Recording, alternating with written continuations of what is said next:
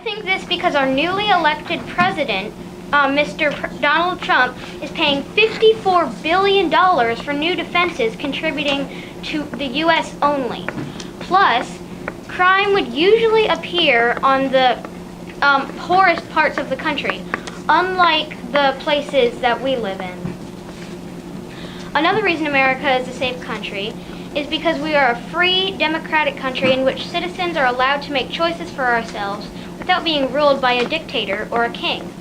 What I mean by this is that Americans can sell what they want to sell, do what they want to do, without being bossed around by an unfair, unlawful... The first reason is 22% of American people have guns. This can be good or bad people. My next point is terrorism. ISIS, one of the most well-known terrorist groups, may be targeting America because of our president's threats toward them. Also, there have recently been some more terrorist attacks in America and around the world.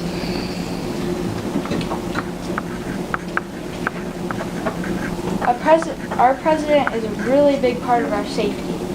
He controls our military, and if he says the wrong thing or makes the wrong move, he could start a war or anything else bad. Communism still is here today. North Korea is a communist country. Although today we don't have a good relationship with Russia, and we don't have a good connection with Russia, nuclear weapons are still here. My next point is that hacking and terrorism is another threat to the U.S.'s safety. A reason why the U.S. is not safe is terrorists can potentially harm the U.S. by hacking into the government.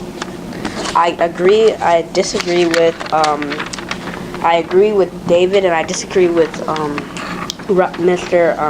Robbie, is that Donald Trump is what I call a poor president. A poor president will and has always made poor choices. I think the U.S. is a safe country. I think this for various reasons. First off, the U.S. has a strong, powerful army. And when terrorism happens, I disagree with David when he says terrorism is happening. We have a very strong army, and in the past wars we've had, we've been very successful. And